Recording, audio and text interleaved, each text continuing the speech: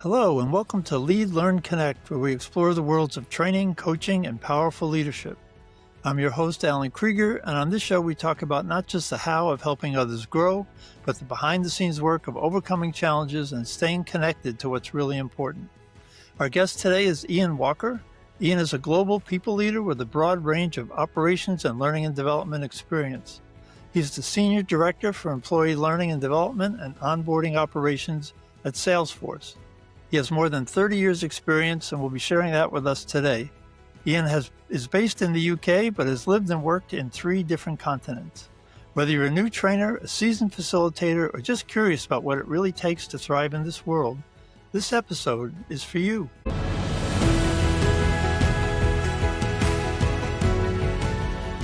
Welcome, Ian. Alan, thank you so much for having me. Really looking forward to it. Yeah, likewise. So you're director of at a pretty high level in a large organization, and there's a lot of pressure in any organization to get the work done, make the money. One of the challenges a lot of training leaders face is how do we get management to support time for training when the goal is to have people doing their job, not in a class.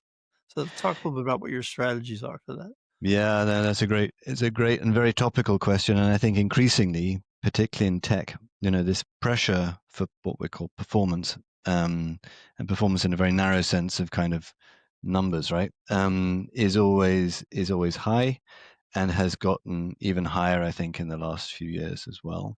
A lot of shareholder pressure, for example.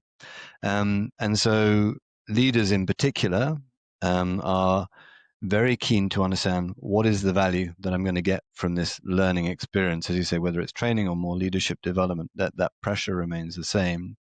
And so demonstrating value is key. And I think for me, there are a few things which kind of come to mind. There are different types of training which we deliver and different types of leadership development which we deliver. And each one of those has a different nuance in terms of how do you persuade people that this is the right thing that you need to be doing to give up your time in order to focus on this. So I'll start with probably the easiest one, which is compliance-related training.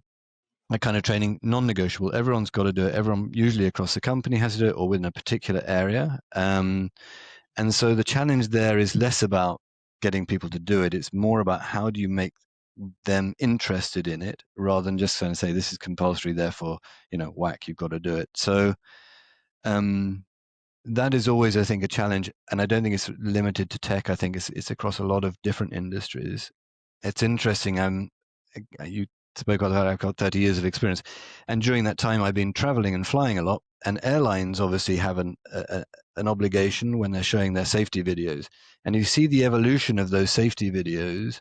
Now they're far more engaging. You've got almost mini films which people are kind of bringing, and I think that's the approach which we should be taking, is how can you make something like compliance training, which is obligatory, more entertaining, more of a story, more relevant also to them as human beings, as well as to the work as well. So I think that's kind of one area. The other area, of course, is role-based training. And again, this is linked to the, what's in it for me? How can I make this as hands-on and relevant as possible to the daily needs of the individual? And the thing here is, it's interesting that we have a platform called Trailhead, where people go in and they take a lot of training. It's passive training, if you will.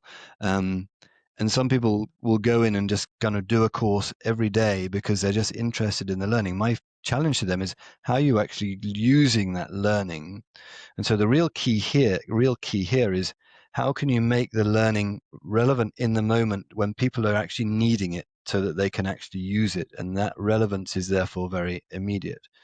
And so I think in terms of what we have to do is, from an L&D point of view, is create those in the moment modules which will then be relevant to that immediate time. There's no point in taking a complex training which you're going to be using in 6 months.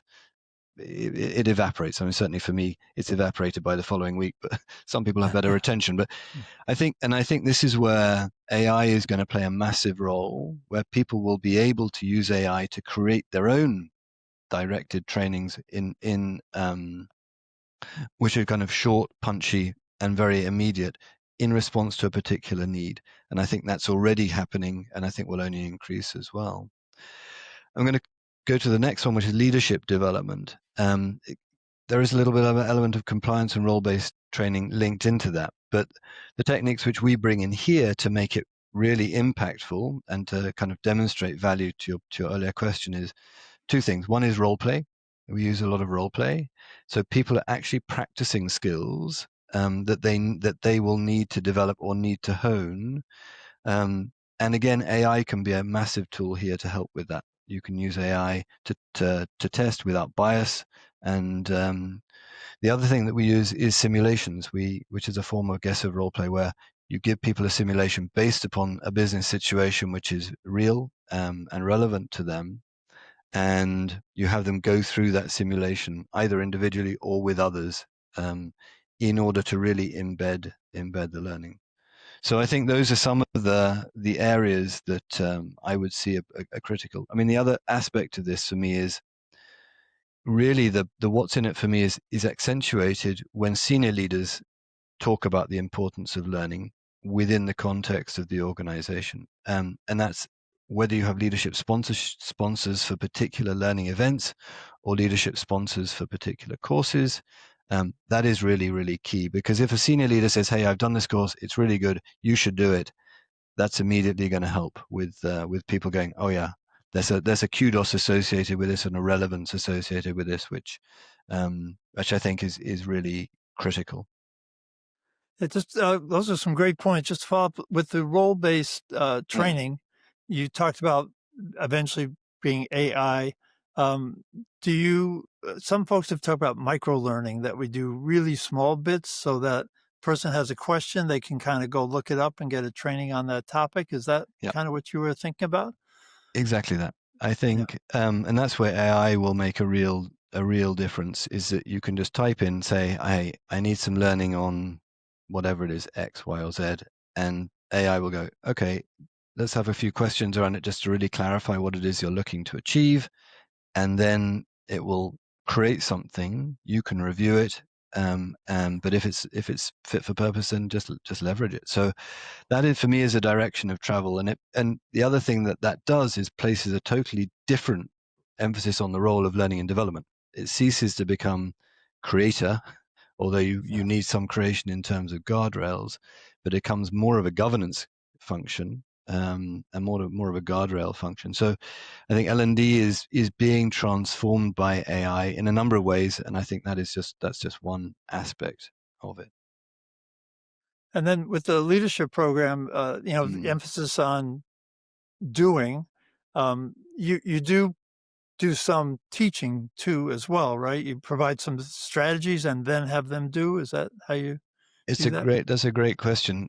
So one of the programs that we do for example, for our VP Plus community, would be, say will part of it is a 3-day in-person event, and in the mornings we'll introduce an idea. So say we'll talk about adaptability or accountability, or whatever the particular subject is, and we'll talk about that, introduce some concepts around that, and then we'll have them talk about it at their tables, and we have people in pods of 5 or 6, and they'll discuss what that means for them, and then we'll have a Q&A around, what does that mean for you. We'll get some more senior leaders up who will talk about what it means for them, and then in the afternoon we'll take that principle, we'll feed it into the simulation, and we'll say, okay, how is this now relevant in the course of work?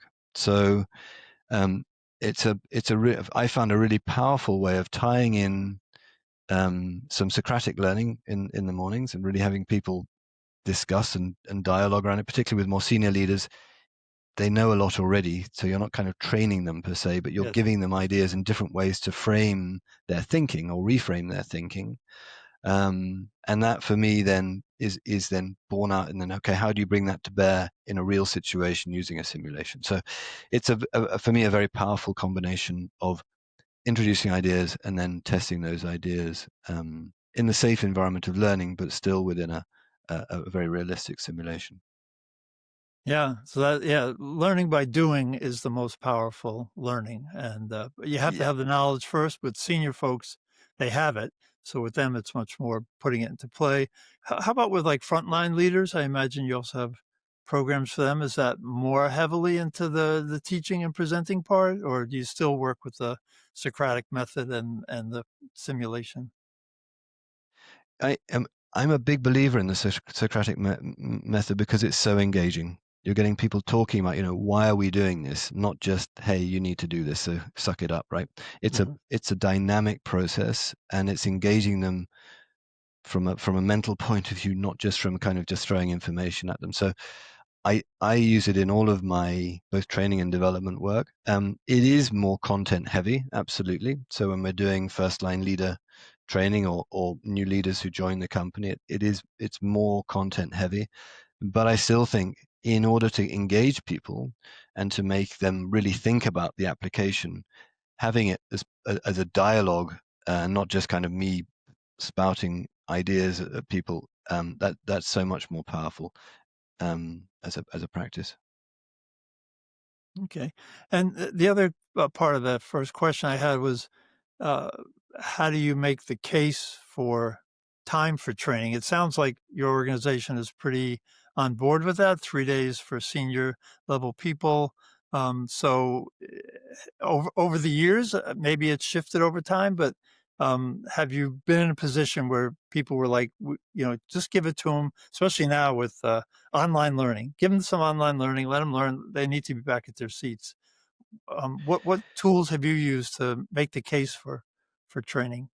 Yeah, no, and it's a great question. I think we've been really fortunate from a leadership development point of view that the company has always valued it, and so we've never had a problem with people turning up, traveling halfway around the world to be present because the programs which we run have high kudos, high respect, highly rated. And the other thing I would say is that we bring people from different parts of the world together to train. So we don't just kind of go, okay, people in UK, we're going to do a training for you today. It's people from UK, from South America, from Japan, US coming together.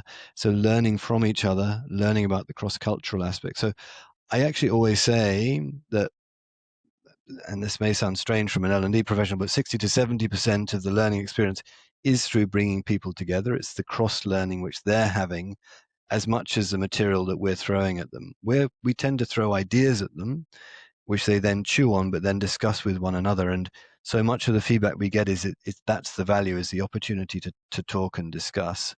Um, and so we've been fortunate that we haven't struggled to get people to travel in order to participate. Now, at the very, very senior level of the company, um, you can have situations where there will be some kind of fire drill, which suddenly people say the day before, I can't travel because of X, Y, Z. You can't legislate for that. So occasionally you will get situations where you will get drop off, but by and large, people really value the training, and they get a huge amount out of it. I think the other aspect, honestly, and it's kind of linked to your question about time poverty, is what people really value is someone saying, you need to be in this space for 3 days or 2 days, whatever it is, and you need to give up everything else that you're focused on for that time. You need to delegate your responsibilities and have other people take care of them because you're not going to have your laptop and your phone with you to be able to do your work.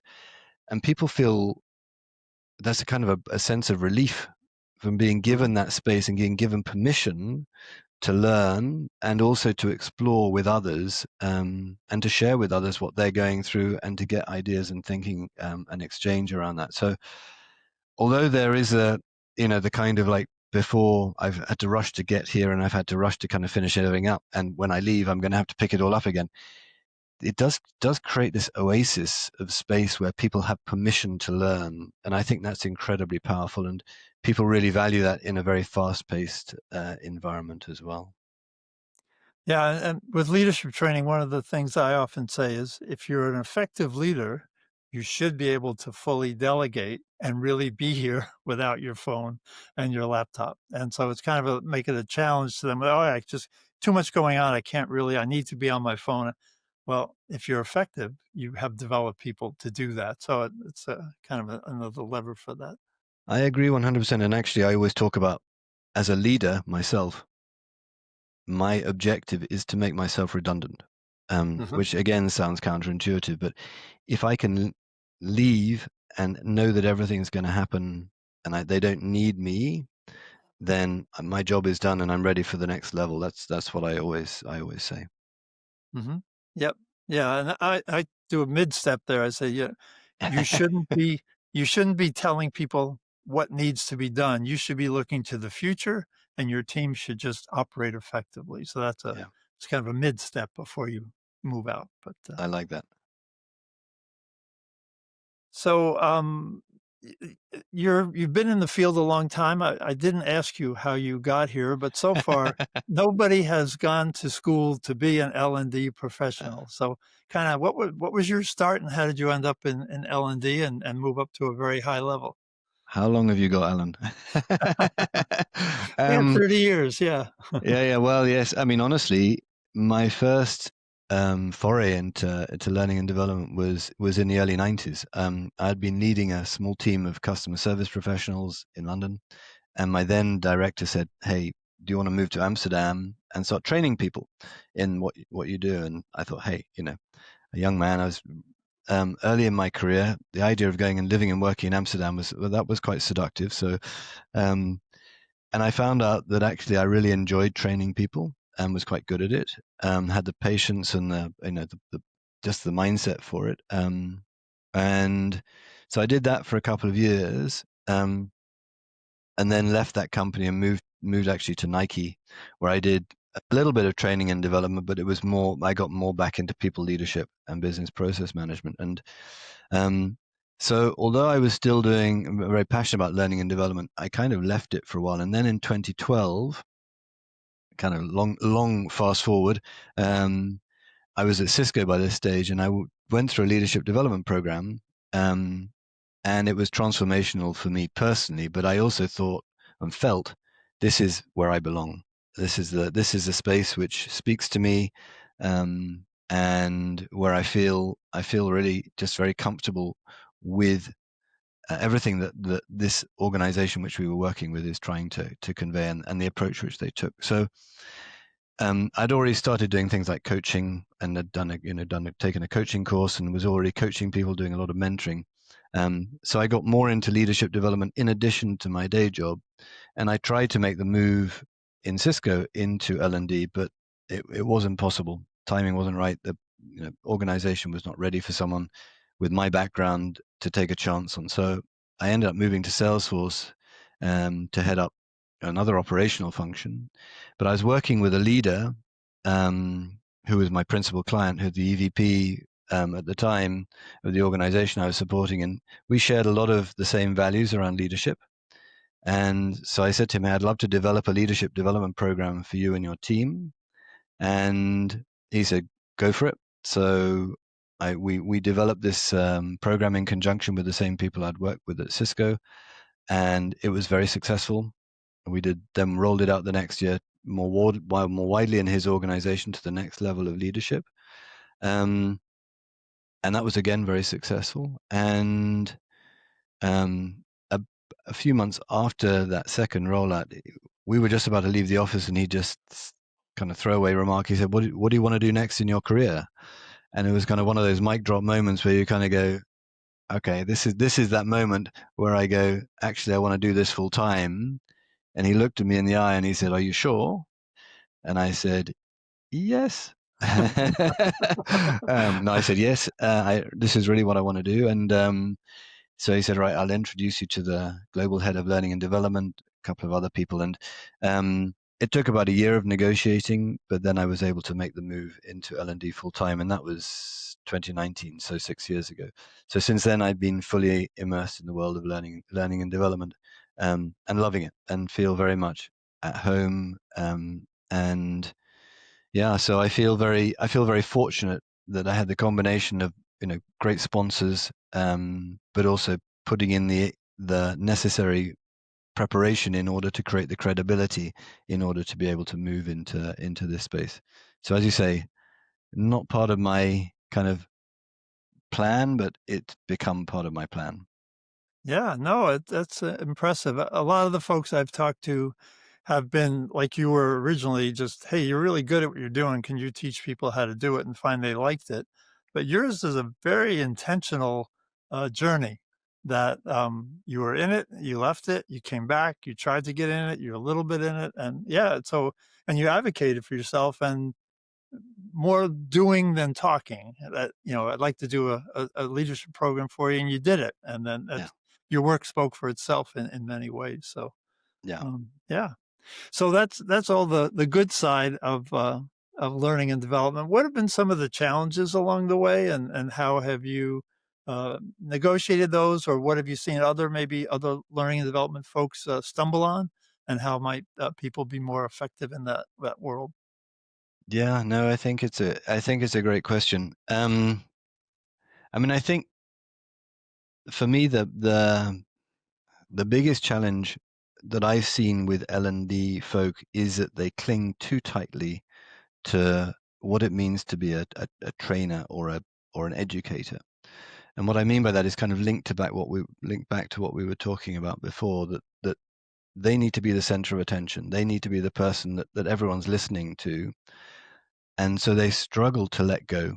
And that may again sound counterintuitive when you're kind of educating people, but actually so much of learning comes from interaction. So much of it comes from learning from one another, particularly now, um, and less from just listening to one individual. And the thing which pains me most is when people need to hoggle the oxygen in the room as an educator. And I think that's, yeah, I just find I struggle with that, and I just don't think it's appropriate, particularly. I think in most environments it's probably not appropriate, actually. So that's probably one area where I would say we need to let go. I think we need to let go as well around ownership of content. I think AI is in commoditizing content and commoditizing knowledge to a far greater degree, and so our role as L&D professionals, we have to hold more lightly. We can't own content development. I think we still have a huge role to play in delivery, and I think effective delivery is still really, really critical. But I think those people who are trying to hold on to being the sole domain owners of content creation, I think they're going to struggle. In fact, I know they're going to struggle.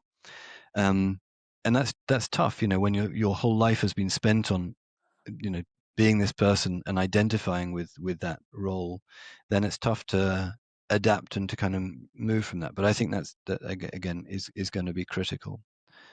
I think the other thing which, and I think this is true, linked to what you were talking about, micro learnings. I think we need to move away from one size fits all learning.